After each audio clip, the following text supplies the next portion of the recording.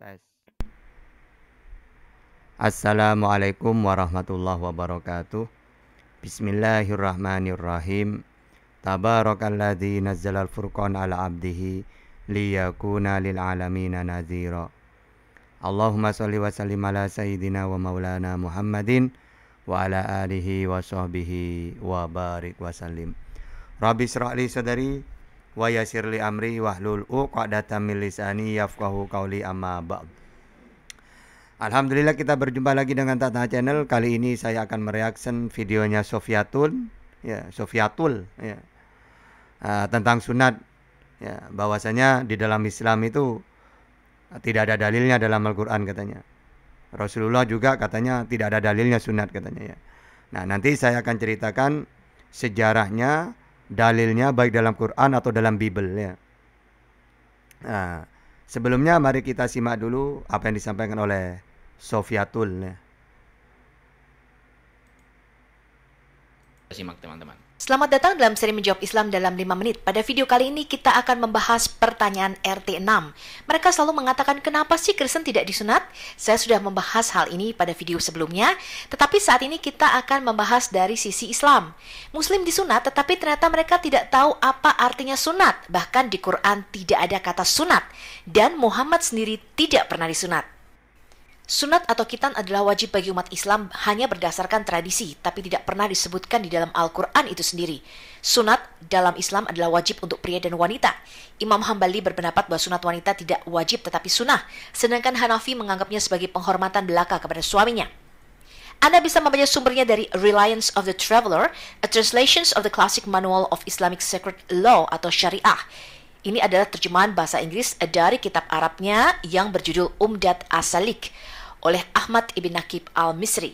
Umdat As-Salik wa Udat An-Nasik atau pedoman pengembara dan alat penyembahan juga biasa dikenal dengan judul yang lebih pendek, yaitu pedoman pengembara atau Umdat As-Salik adalah pedoman fikih klasik bagi Syafi'i, sekolah jurisprudensi Islam.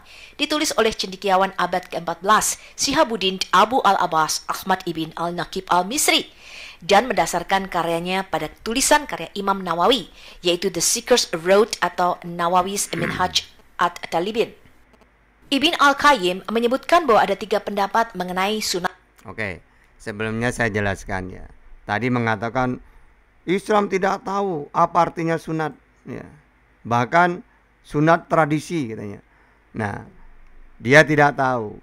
Di dalam Islam, sunat itu adalah perintah ya, yang mana Allah mewajibkan kepada umatnya Nabi Muhammad agar supaya sunat. Sebagaimana Nabi Muhammad juga disunat karena memang beliau keturunan dari Ibrahim.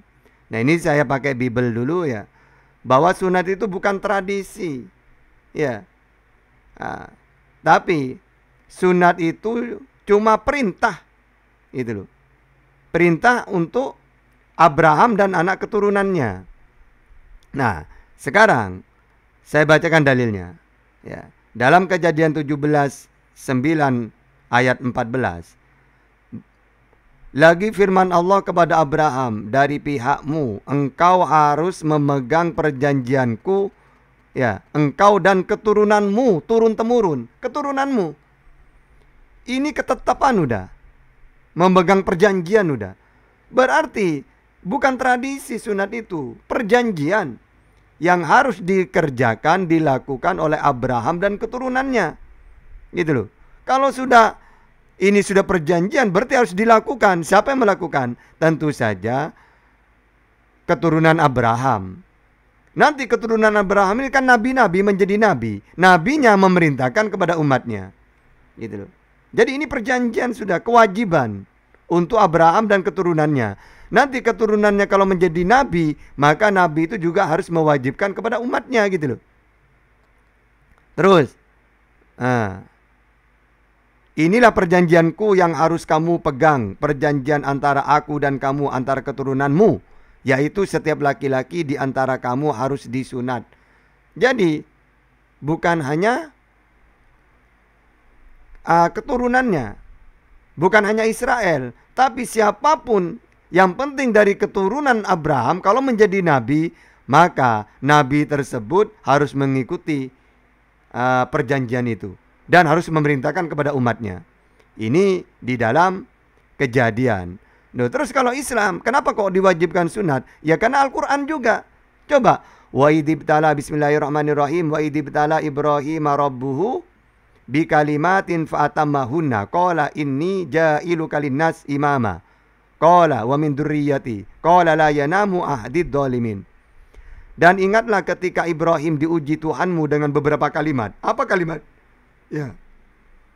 Kalimat di sini apa? Lalu dia melaksanakannya dengan sempurna. Dia Allah berfirman, sesungguhnya aku menjadikan engkau sebagai pemimpin bagi seluruh manusia, seluruhnya.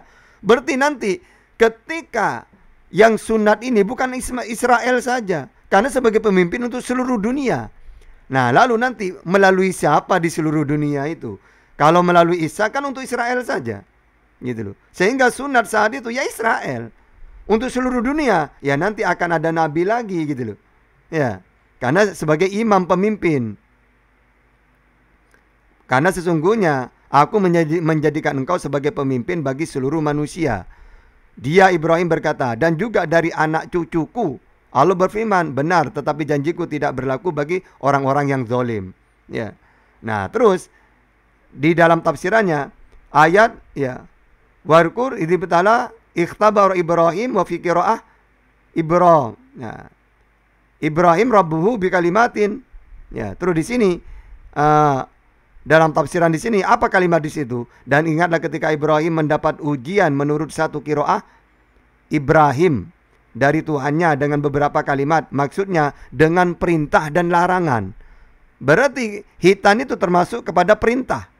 Ya, yang dibebankan kepadanya. Ada yang mengatakan manasik atau pekerjaan haji. Ada pula berkumur-kumur, menghirup air ke hidung, menggosok gigi, memotong kumis, membelah rambut, memotong kuku, mencabut ketiak, mencukur bulu kemaluan, berhitan. Nah, jadi itu perintah kalimat di situ.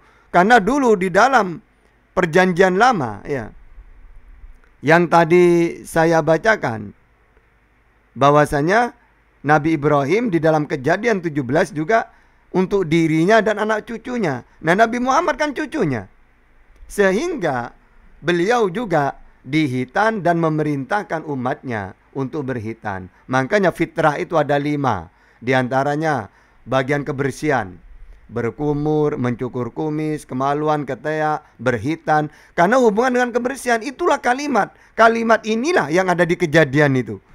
Termasuk yaitu perintah sunat, hitan bagi Ibrahim dan keturunannya. Nabi Muhammad juga keturunannya. Sehingga kalau Israel disunat karena nabi-nabi mereka itu keturunan Ibrahim, mereka melakukan. Umat Islam disunat karena perintah Nabi Muhammad juga keturunan Ibrahim gitu loh, dari Ismail. Ya, jadi sudah cocok. Nah, pertanyaannya, kenapa kok Kristen tidak disunat? Karena mereka bukan pengikut Yesus. Mereka itu penyesat ajaran Yesus gitu loh. Yesus sunat, mereka tidak sunat. Yesus tidak makan babi, haram, mereka makan. Ajaran Yesus tauhid, mereka trinitas. Yesus utusan, mereka mentuhankan. Nah, jadi Israel kenapa disunat? Karena Bani Israel, keturunan Ishak dari Yakub. Yakub dari Ishak. Kenapa Bani Ismail itu Islam itu disunat? Karena Bani Ismail, keturunan dari Abraham. Nyambung. Kristen kenapa tidak disunat? Karena mereka mengikuti penyesat Paulus. Yang mana kata Paulus, kalau kamu disunat, tidak ada gunanya Kristus.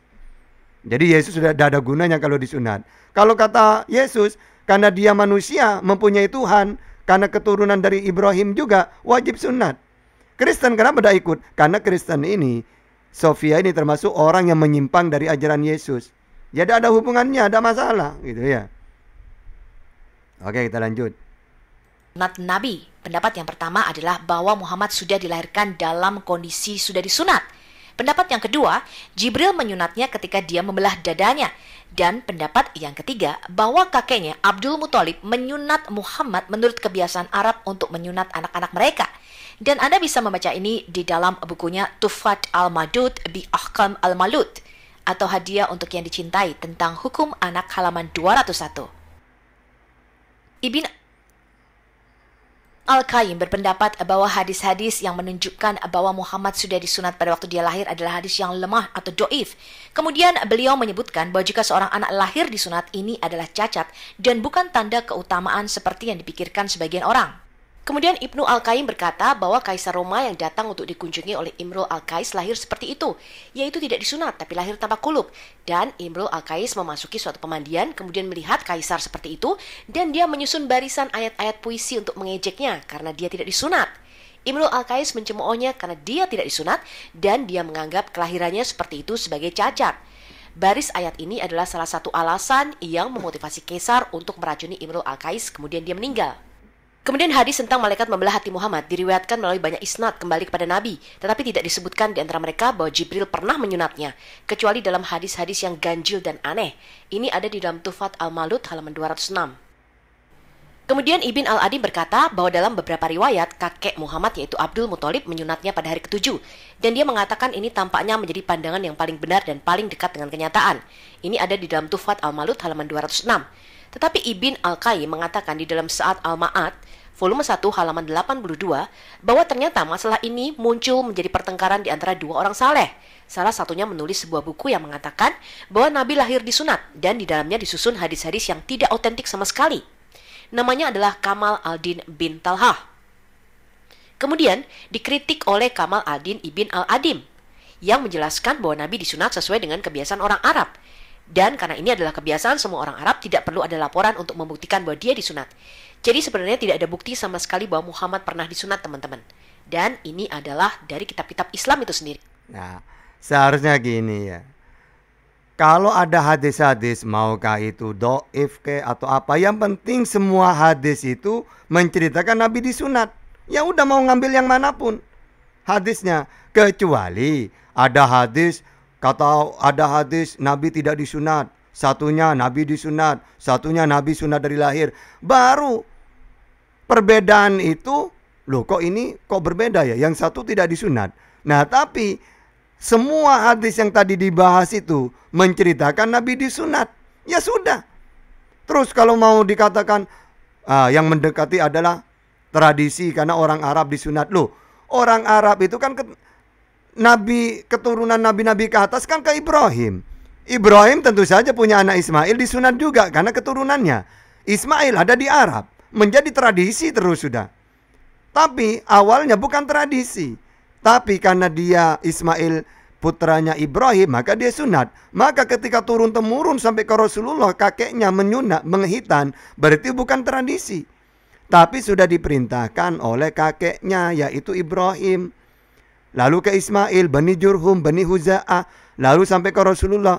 Sehingga walaupun dikatakan tradisi Arab, tapi orang Arab itu tahunya dari Ibrahim ke Ismail, Bani Jurhum, Bani Huza'ah, sampai ke Rasulullah. Berarti bukan tradisi, tapi itu karena perintah ketetapan dari Allah untuk Abraham dan anak keturunannya. Nah sekarang Sofia ini ya ngambil dalil-dalil, 3 dalil lah di sini. Tapi 3-tiganya menceritakan Nabi dihitan kan? Ya udah, kita pakai yang manapun tetap dihitan. Mau pakai dalil lahir kayak berarti dihitan. Mau pakai ketika malaikat Jibril ya tetap hitan. Atau memakai kakeknya yang apa? Pada hari ke-7 ya. Terus apa? Kakeknya Abdul Muthalib mengundang orang menghitan Nabi, ya tetap dihitan. Kecuali ada hadis yang lain Nabi tidak dihitan. Baru perselisihan itu, maka kontra. Nah tapi kan ini enggak. Walaupun beda-beda tapi tetap membahas Nabi dihitan. Mau dilahir kek, mau malaikat kek, mau kakeknya, ya tetap dihitan ceritanya. Kecuali ada hadis 6, yang 3 tidak dihitan, yang 3 hitan. Baru ini bingung. Tapi kalau ini enggak, 3-tiganya walaupun beda-beda bunyinya, tapi tetap 3-tiganya menceritakan dihitan. Berarti Nabi hitan itu karena memang udah ketetapan dari nenek moyangnya, yaitu Nabi Ibrahim. Beda dengan Kristen. Kalau Kristen memang udah dihitan wajar. Wah, mereka tidak ada hubungan apa-apa dengan Yesus, dengan orang-orang Israel. Ya, mereka hanya ajaran pagan mengatasnamakan Yesus. Kalau dewa-dewa menjelma jadi manusia, dianggap Yesus jelmaan Tuhan, makanya didewakan juga gitu loh. Itulah ajaran Kristen, penyesat ajaran Yesus gitu. Ajaran Yesus disesatkan. Ajaran Paulus ini diantaranya, nanti saya pakai dalil-dalil. Ajaran Paulus ini diantaranya supaya, karena orang Romawi itu tidak mungkin mau dihitan. Akhirnya supaya ajarannya diterima, ingat, tidak usah hitan kalian, karena hitan itu tidak ada gunanya. Yesus itu dihitan. Tidak ada gunanya Yesus itu kalau kamu dihitan, maka tidak ada gunanya Yesus disalib. Ya. Jadi Yesus diutus itu tidak ada gunanya kalau kalian dihitan. Akhirnya Romawi enak menerima, karena ajaran sesat disebarkan ke mereka. Kalau andaikan Paulus pakai ajaran Yesus, Yesus dihitan, kalian harus dihitan. Romawi takut, gak mau, ngapain pakai agama kayak gitu, dihitan-hitan kayak gitu. Dari dulu kami tidak ada dihitan. Nah, akhirnya supaya yang penting mereka percaya kepada ajarannya Paulus, akhirnya ajarannya Yesus yang tidak enak dibuang. Ya, untuk yang enak-enak saja. Ya, yang dipakai oleh Paulus. Yang berat-berat, ya, hukum Taurat dimusnahkan. Nanti saya pakai dalil. Ya. Jadi Muslim sama sekali tidak tahu apa itu sunat dan apa itu perjanjian sunat. Bahkan mereka mengatakan hanya mengikuti milah Ibrahim. Dan ada di dalam Nah, coba sekarang orang Israel itu sunat apa faedahnya? Apa gunanya? Pasti satu jawabannya, karena perjanjian Abraham dan keturunannya. Ya sama kalau Islam ditanya gitu. Bikalimatin. Karena ada perintah atau larangan, yang mana diberikan ketetapan ini kepada Ibrahim.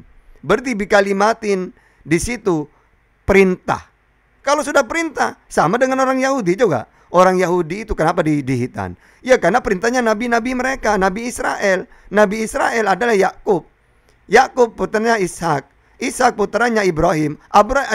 Abraham mempunyai perjanjian ketetapan dari Tuhannya, yaitu hitan. Ya sama jawabannya. Kenapa Israel disunat? Ya karena mereka itu atas perintah nabi-nabi keturunan Abraham, yang mana Abraham keturunannya wajib dihitan perjanjian. Kenapa Islam dihitan? Iya, karena hitan itu perintah Allah melalui Nabi Muhammad. Nabi Muhammad dihitan karena perjanjian, karena dia keturunan Abraham. Sama jawabannya dengan Israel. Kalau Kristen kenapa tidak dihitan? Karena Kristen ini penyesat ajaran Yesus. Ya, Yesus hitan, mereka tidak. Babi haram, mereka halal. Yesus tauhid, mereka tritunggal. Yesus utusan, mereka mentuhankan. Nah, inilah penyesat ajaran Yesus gitu loh. Sahih Muslim nomor 4368 dan Sahih Al-Bukhari nomor 3107 bahwa Ibrahim itu berkitan atau disunat pada usia 80 tahun dengan menggunakan kapak, teman-teman. Aduh, ngilu sekali ya. Padahal kejadian yang sebenarnya itu ada di dalam kitab Taurat kita, yaitu Kejadian 17 ayat 24 dan 25. Abraham berumur 99 tahun ketika dikerat kulit katanya ketika dia mendapatkan perjanjian sunat dengan Tuhan. Dan Ismail anaknya berumur 13 tahun ketika disunat. Pada hari itu juga Abraham dan Ismail anaknya disunat. Jadi sebenarnya tidak ada cerita sama sekali bahwa Muhammad pernah disunat. Dan Muslim tidak tahu apa itu artinya perjanjian sunat. Ini lucu ya. Udah diulang-ulang perjanjian sunat katanya. Udah dikatakan Muslim dengan Israel itu alasannya sama. Kenapa disunat? Karena ketetapan dari Abraham, dari Allah untuk Abraham, untuk dirinya dan keturunannya. Bani Ismail keturunannya, yaitu Islam nantinya, Muslim nanti dari Nabi Muhammad. Israel keturunannya, yaitu dari Yakub ke Ishak. Jadi kalau ditanya orang Israel dengan Islam, kenapa disunat? Karena perjanjian kekal untuk Abraham dan anak cucunya. Nanti anak cucunya ini menjadi nabi, maka nabi ini memerintahkan sunat juga kepada umatnya. Siapa nabi-nabi tersebut dari keturunan Abraham? Dari Ishak, Yakub sampai ke Yesus. Dari Ismail yaitu Nabi Muhammad untuk seluruh dunia. Makanya Nabi Ibrahim itu imam pemimpin untuk seluruh dunia. Nanti seluruh dunia ini harus dihitan sebenarnya. Karena mereka kayak penyesat Kristen ini kan tidak mau beriman, tidak mau masuk Islam. Akhirnya mereka tidak disunat. Akhirnya inilah yang menyesatkan ajaran Ibrahim. Seharusnya andaikan mereka mengikuti Islam, kan mereka di luar Israel, pasti mereka sama seperti yang diajarkan nabi-nabi Israel, yaitu ketetapan sunat. Tapi karena Nabi Israel untuk Israel saja, Maka di seluruh dunia, walaupun Nabi Ibrahim untuk seluruh dunia, kapan hitan untuk seluruh dunia? Ketika gilirannya dari Ismail, yaitu Nabi Muhammad. Makanya di seluruh dunia umat Islam hitan, karena memang Ibrahim itu hitan untuk seluruh dunia. Awalnya ketika mengutus Nabi Israel, ya Israel saja. Tapi ketika mengutus dari Ismail untuk seluruh dunia, wajib mengikuti perjanjian tersebut. Nah kalau Kristen, ya Kristen tidak ada hubungan apa-apa, wong mereka penyesat ajaran Yesus kok ya. Tuhannya beda dengan Yesus. Tuhannya Yesus Allah. Tuhannya Kristen manusia Israel Yesus. Ya. Jadi semuanya bertentangan gitu loh ya. Nah, tetapi anehnya Muslim ini kembali berkulup pada hari kiamat. Ini ada di dalam hadis Sahih Muslim nomor 5102. Muhammad berkata bahwa manusia dikumpulkan pada hari kiamat dalam keadaan tidak beralas kaki, telanjang, dan kembali berkulup. Apa itu sunat? Sunat pertama kali merupakan tanda perjanjian antara Yahweh dan Abraham dengan keturunannya. Ini ada di dalam kitab Kejadian pasal yang ke-17. Nah udah jelas kan, perjanjian. Tapi kalau ditanya kan sama jawabannya. Nanya ke Israel karena perjanjian dari Abraham ke anak cucunya. Nanya ke orang Islam, perjanjian dari Abraham ke keturunannya. Jadi jawaban orang Muslim dengan orang Israel sama jawabannya, perjanjian. Ketetapan dari Allah. Gitu loh. Tanda sunat ini diberikan karena perjanjian Allah ini mengenai keturunan benih Abraham yang salah satunya adalah Mesias yang dijanjikan yang akan lahir dari keturunannya. Tanda sunat ini diberikan untuk Abraham karena Abraham akan menjadi bapa banyak. Jadi gini ya, orang Israel dengan Muslim sama-sama sunat karena perjanjian dari Abraham. Israel dengan Ismail, Bani Ismail dengan Bani Israel tidak ribet karena mereka melakukan sunat. Kok orang lain yang tidak tahu apa-apa, bukan pengikut Samawi, bukan pengikut Abraham dan cucunya, seperti Kristen tidak tahu apa-apa, mengkritiki orang yang sunat. Ya, padahal Yesus sunat. Ya, tapi mereka panas dengan orang yang sunat. Coba, Kristen kepanasan kepada orang yang sunat. Kenapa kok kepanasan? Karena memang Kristen ajaran pagan, gitu ya, bukan ajaran sunat, gitu ya. Kalau Bani Ismail, Bani Israel kan ajaran Samawi, Tauhid. Ya wajar lah ya, sunat. Kalau Kristen kenapa kepanasan? Karena mereka itu mengambil kitabnya orang untuk mentuhankan manusia Yesus. Karena Yesus sunat, mereka tidak sunat. Karena mereka takut. Karena kalau sunat nanti kata Paulus, dilaknat oleh Yesus nanti. Gitu ya. Nah, jadi seakan-akan mereka ingin menyesatkan ajaran Yesus dengan cara mengikuti Paulus. Nanti tak kasih dalilnya. Bangsa dan kepada keturunannya diberikan tanah Kanaan. Sehingga ketika Mesias yang adalah Yesus Kristus telah lahir, maka tanda sunat ini sudah digenapi. Dan kita yang dicangkokkan ke dalam iman Abraham melalui Yesus tidak perlu lagi tanda sunat lahiriah. Jadi perlu. Abraham adalah bapa orang bersunat dan bapa orang tidak bersunat. Kepada Abraham di mana itu? Udah jelas ini perjanjian yang kekal untuk Abraham dan keturunannya. Tiba-tiba Abraham untuk yang bersunat dan yang tidak katanya. Yang tidak itu adalah penyesat gitu loh. Ya, jelas itu. Iman diperhitungkan sebagai kebenaran. Dalam keadaan manakah hal itu diperhitungkan? Sebelum atau sesudah dia disunat? Bukan sesudah disunat tetapi sebelumnya. Jadi Abraham dibenarkan karena iman, dan tanda sunat itu diterimanya sebagai meterai kebenaran berdasarkan iman yang ditunjukkan sebelum dia bersunat. Demikianlah Abraham dapat menjadi bapa semua orang yang percaya yang tidak bersunat, supaya kebenaran diperhitungkan kepada mereka. Ini adalah Roma 4 ayat 9 sampai dengan 11. Jadi Paulus sama sekali tidak pernah membatalkan tradisi sunat, tetapi hal ini tidak berlaku bagi bangsa-bangsa non-Yahudi atau bangsa-bangsa Goyim. Bagi kita, bangsa-bangsa non-Yahudi yang dipersatukan oleh karena iman di dalam Yesus Kristus, maka sunat. Iman dalam Yesus Kristus. Iman kepada apa? Untuk mentuhankan manusia. Mereka itu bukan beriman, menyesatkan ajaran Yesus. Jelas itu. Kok bisa tata menyesatkan? Loh, tidak sesat gimana? Yesus ajaran Tauhid, mereka Trinitas. Yesus utusan, menurut mereka Tuhan. Yesus menerima firman, menurut mereka firman jadi manusia. Tuhannya Yesus tidak kelihatan, menurut mereka Tuhan bisa menjelma. Ini kan ajaran sesat kayak gini nih, kayak ajaran pagan. Coba ajaran pagan itu, ya. Sunat secara lahiriah bukan lagi merupakan syarat keselamatan. Karena Sang Mesias yang dijanjikan telah datang, telah digenapi. perjanjian sunat ini telah digenapi di dalam Yesus Kristus yang adalah Alasan. benih Abraham Alasan. yang memberkati seluruh bangsa di dunia. Penyesat.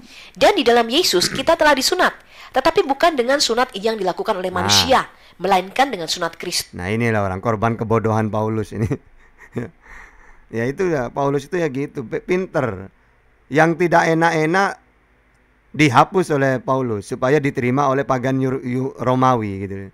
Sunat kan sakit. Nah, oleh Paulus dibuang. Ya, supaya tidak memberatkan pengikutnya yaitu Romawi. Ingin menyesatkan manusia Paulus ini. Kristus yang terdiri dari penanggalan akan tubuh yang berdosa.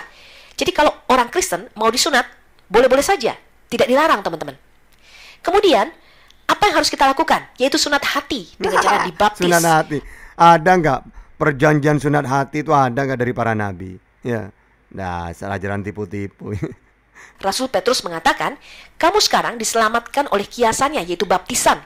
Maksudnya bukan untuk membersihkan Paulus, ya mereka ikutin Paulus. Udah tahu Paulus penyesat, penyesat ajaran Yesus diikutin itu. kenajisan jasmani, melainkan untuk memohonkan hati nurani yang baik kepada Allah oleh karena kebangkitan Yesus Kristus. Sekian dan sampai jumpa dalam video seri Menjawab Islam berikutnya, dan Shalom. Oke, jadi gini ya. Kalau kita baca paham Bible, pertama, kalau masalah sunat, intinya itu perjanjian. Ketetapan untuk Abraham, untuk cucunya, anak keturunannya, yang mana anak keturunannya itu nanti akan menjadi nabi.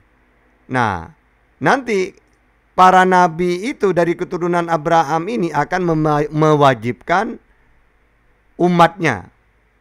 Ya, Musa nabi. Ya, nah makanya nabi-nabi Israel itu memerintahkan Israel sunat. Nah, kenapa umat Islam sunat? Karena Rasulullah Nabi Muhammad keturunan Abraham juga, Nabi Ibrahim. Maka ketika dia diutus, maka dia harus memerintahkan umatnya sunat. Apalagi perjanjiannya Abraham itu untuk seluruh dunia. Ya, menjadi pemimpin untuk seluruh umat, bangsa-bangsa. Nah, kalau tidak mengutus Nabi Muhammad, maka yang sunat cuma Israel saja. Karena keturunan juga ada yang dari Ismail untuk seluruh dunia, maka melalui Nabi Muhammad inilah orang-orang akan disunat, sehingga menjadi ketetapan perjanjian juga untuk seluruh dunia sunat itu. Kalau Kristen, Kristen itu umatnya Paulus, penyesat ajaran Yesus, bunglon dia. Maka dalam 1 Korintus bunglon dia. Kalau bersama dengan orang sesat menjadi sesat. Kalau bersama dengan orang baik, pura-pura jadi baik. 1 Korintus 9:20. Demikianlah bagi orang Yahudi aku menjadi seperti orang Yahudi, supaya aku memenangkan orang-orang Yahudi. Bagi orang-orang yang hidup di bawah hukum Taurat, aku menjadi seperti orang yang hidup di bawah hukum Taurat. Sekalipun aku sendiri tidak hidup di bawah hukum Taurat. Nah, nanti dia yang menghapus hukum Taurat, menyesatkan hukum Taurat, supaya aku dapat memenangkan mereka yang hidup di bawah hukum Taurat. Ya. Nah, terus nanti dalam Roma 3:24, inilah penyesat dari Roma, yaitu Paulus. Penyesat yang menghapus hukum Taurat, supaya ajarannya dia bertentangan dengan Yesus, supaya dia punya umat, ya. Supaya apa? Mau menandingi Yesus. Kalau Yesus kan nabi yang gagal. Nah, dia ingin sukses juga, gitu loh, dengan cara menyesatkan ajaran Yesus. Roma 3:21. Tetapi sekarang tanpa hukum Taurat kebenaran Allah telah dinyatakan. Nah, ya, tanpa hukum Taurat, seperti yang disaksikan dalam kitab Taurat dan kitab-kitab para nabi. Roma 3:28. Karena manusia dibenarkan karena iman dan bukan karena ia melakukan hukum Taurat. Nah, itu kan supaya hukum Taurat, ajaran Israel, ajarannya Yesus supaya terhapus, diganti ajaran Paulus. Roma 4:15. Karena hukum Taurat membangkitkan murka. Nah, itu kan hukum Taurat diantaranya hitan. Ya, jadi dimurka ya kalau kita hitan. Tetapi di mana tidak ada hukum Taurat, di situ tidak ada juga pelanggaran. Nah, Ibrani 7:19. Sebab hukum Taurat sama sekali tidak membawa kesempurnaan, tetapi sekarang ditimbulkan pengharapan yang lebih baik, yang mendekatkan kita kepada Allah. Nah, gitu kan ya. Jadi, kalau hukum Taurat hitan, Allah itu esa, tapi dengan tidak ada hukum Taurat, maka boleh mentuhankan manusia. Makanya kata Paulus, ya, manusia Yesus harus mati supaya dia menjadi Tuhan. Nah, itu kan dia ingin seperti orang siapa ya? Samiri. Samiri ketika Musa tidak ada, maka dia menghasut orang membuat patung dari emas. Ya, Paulus ketika Yesus tidak ada, maka dia memerintahkan membuat ajaran baru untuk mentuhankan manusia. Bahkan Yesus sendiri terkutuk menurut Paulus. Ya, Galatia 3:11, dan bahwa tidak ada orang yang dibenarkan di hadapan Allah karena melakukan hukum Taurat. Ya, bahkan di dalam 13 itu ya. Terkutuklah orang yang disalib di tiang jemuran. Itu ya. Terkutuklah orang yang disalib. Nah, jadi apa? Ajaran Kristen ini menyesatkan ajaran Yesus, mengikuti ajaran Paulus. Itu nyata dalam Bible dijelaskan, terutama dalam surat-surat Paulus gitu ya. Oke, mudah-mudahan manfaat barokah. Sekian dari kami. Kalau ada yang salah dari kami, baik sengaja atau tidak, kami minta maaf. Kita akhiri dengan kafaratul majelis. Bismillahirrahmanirrahim. Subhanakallahumma wa bihamdika asyhadu an la ilaha illa anta astaghfiruka wa atubu ilaik. Akhirul kalam. Assalamualaikum warahmatullahi wabarakatuh.